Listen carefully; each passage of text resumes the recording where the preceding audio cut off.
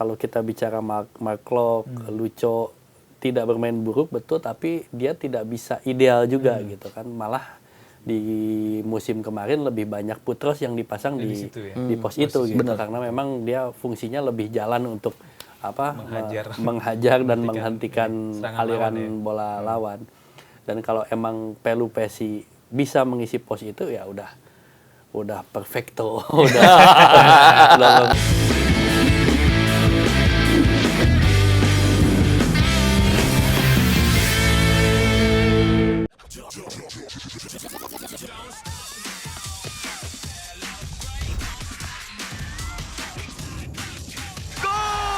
Untuk perayaan yang never stop, segerin dengan Hydro Coco.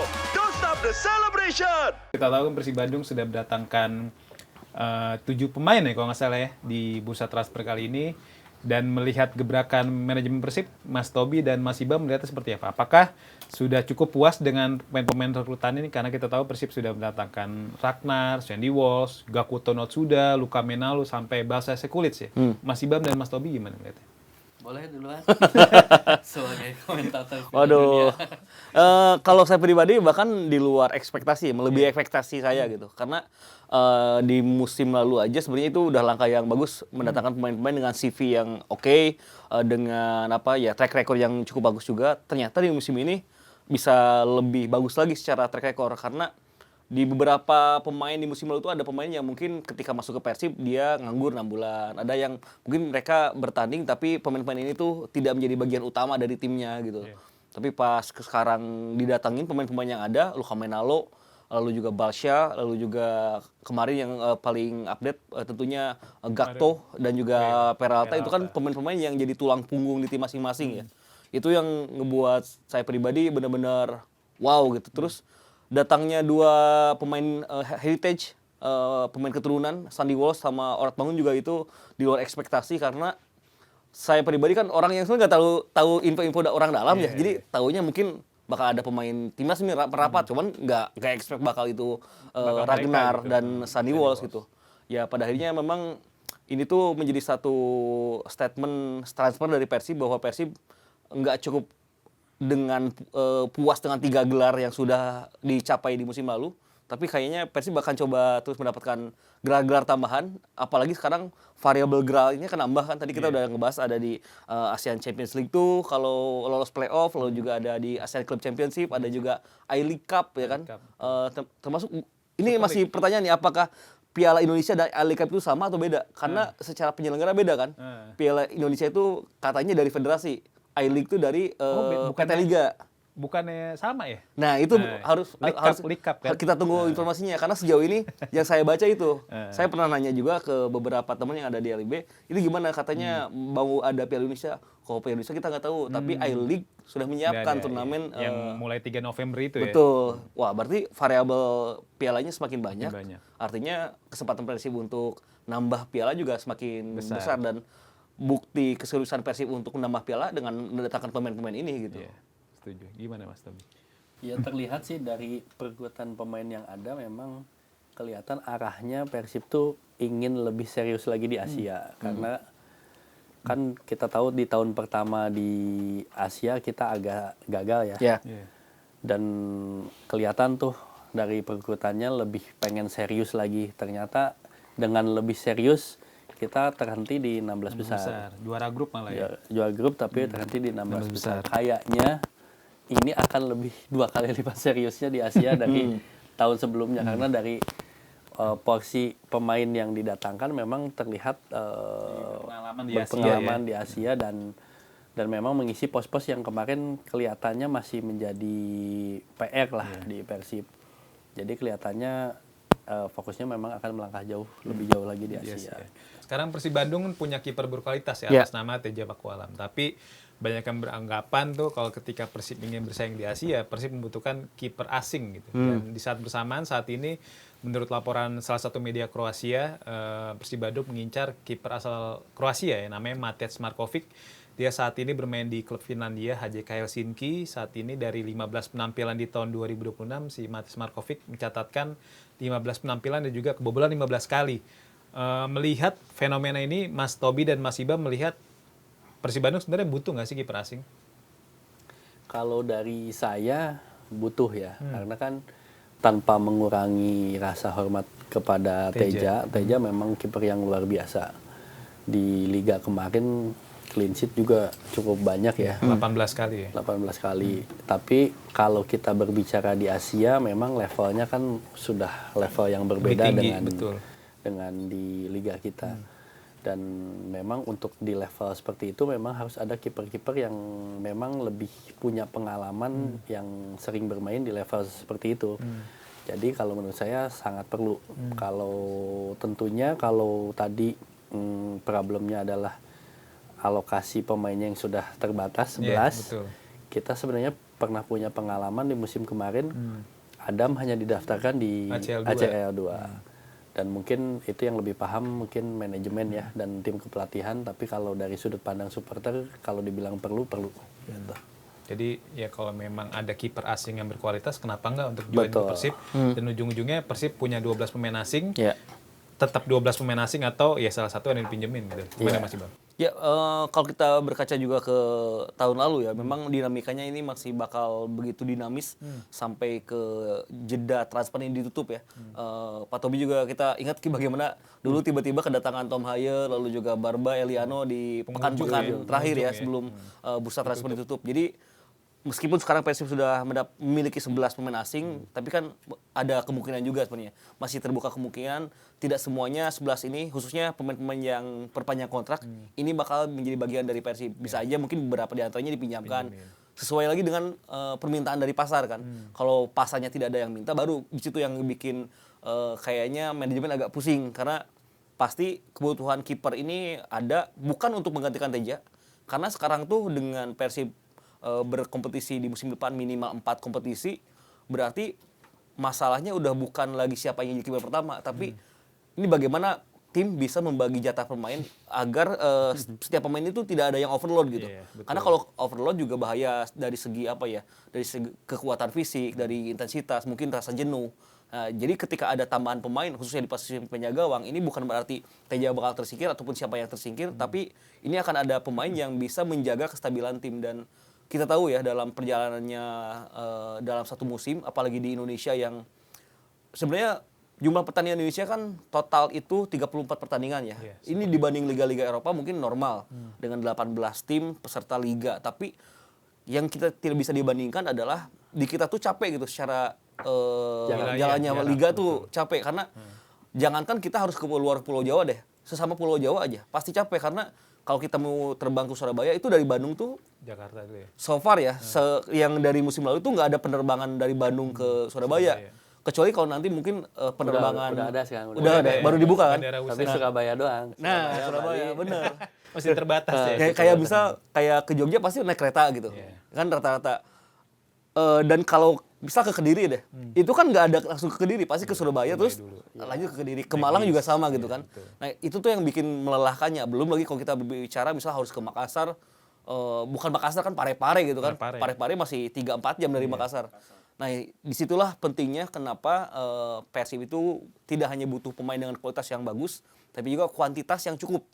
Nah, kuantitas yang kita bahas ini kalau di musim lalu mungkin 25-26 pemain cukup lah ya, karena 2 kompetisi dan ada jarak dalam 2 minggu misalkan bermain hanya 3 kali gitu.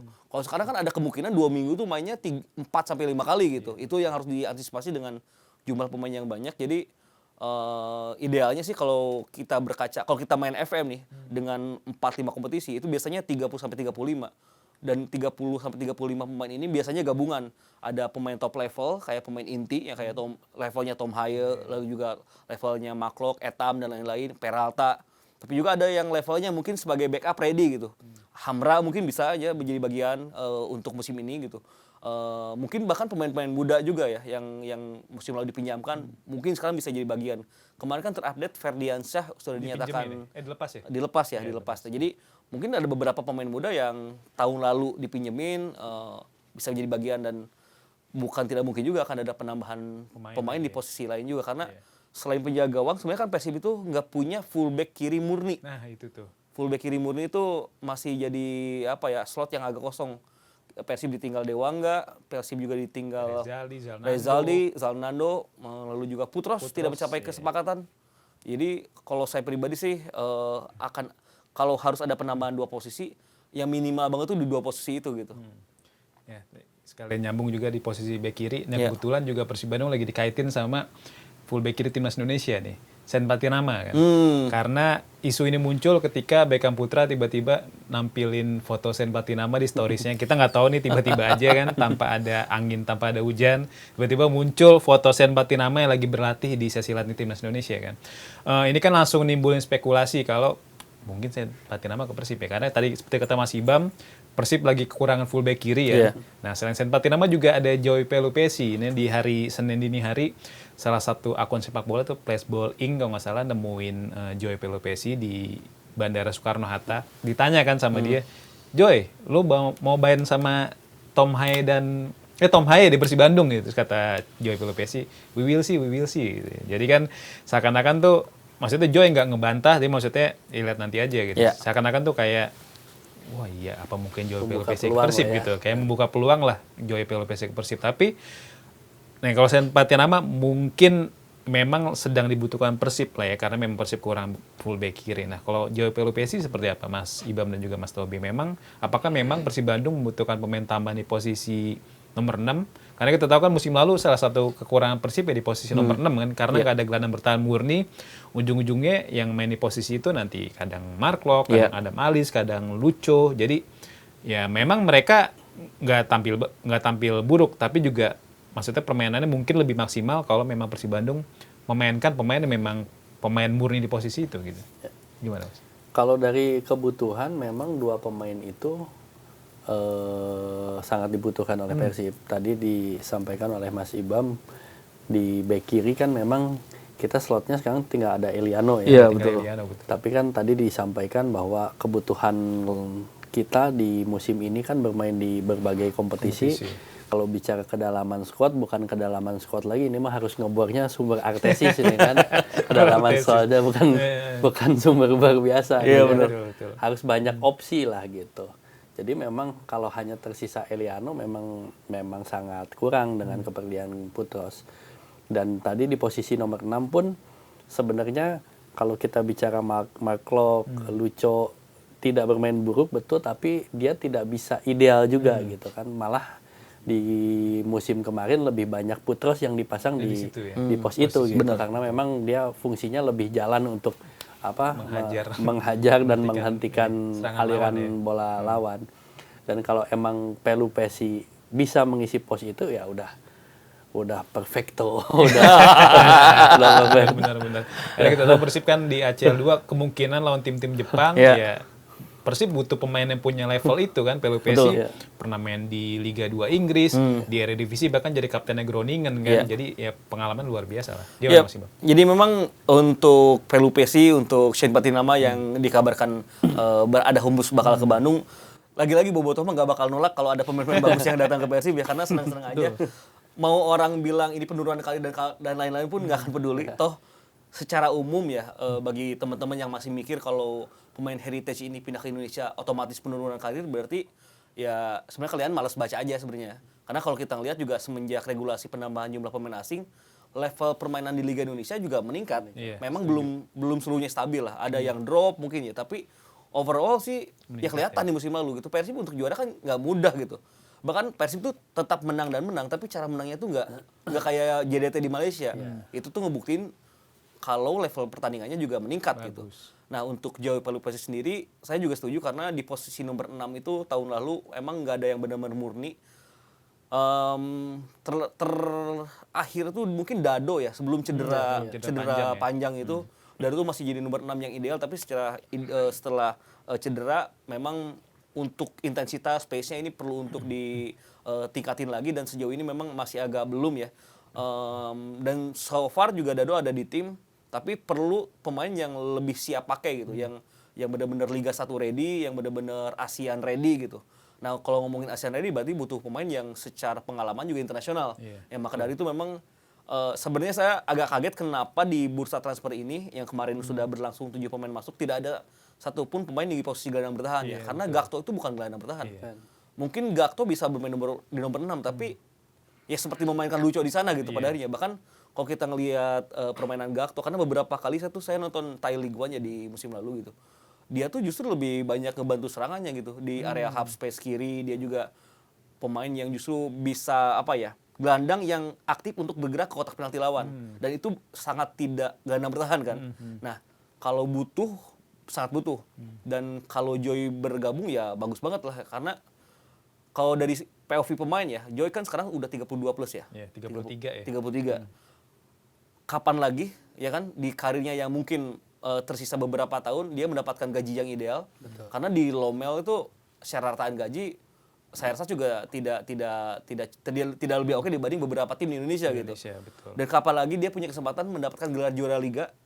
Dan bagi siapapun yang kenal pemain bola profesional ataupun mungkin Anda pemain bola profesional bisa ditanya deh cita-cita terbesarnya apa selain bermain di timnas itu pasti juara liga. Iya. Nah itu tuh hal yang juga ingin dicapai oleh Joy mungkin ya, oleh Saint Patinama mungkin karena Saint Patinama musim lalu kan enggak ya. Hampir di Buriram padahal kalau dia stay kan. Benar. Pindah ke Persija. Benar.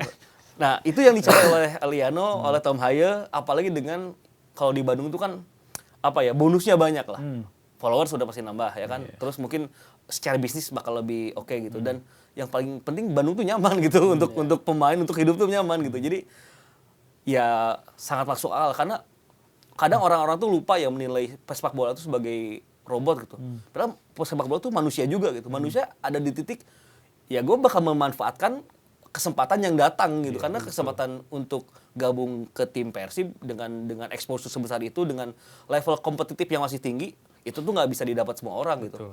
Kalau ngomongin ke Liga Indonesia penurunan karir ya Liga Indonesia yang mana dulu gitu. Kalau Persib bakal ada kesempatan main menghadapi tim asal J-League misal atau enggak bisa ketemu tim asal Korea K-League ataupun Vietnam gitu kan.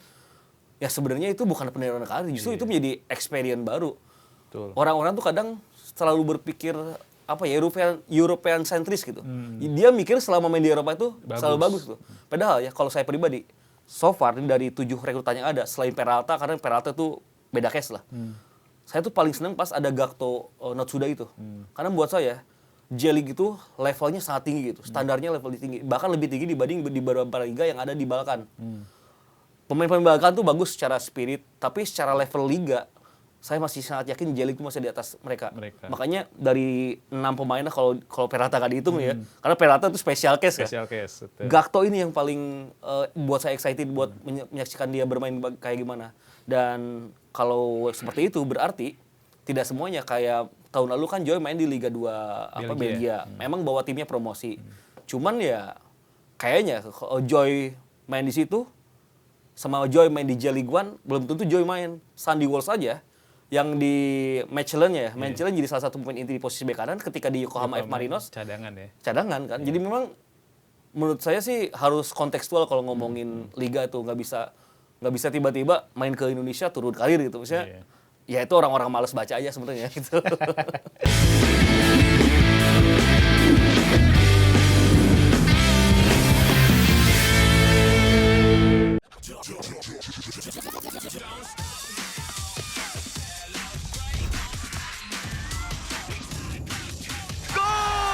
Untuk perayaan yang never stop, segerin dengan Hydro Coco. Don't stop the celebration.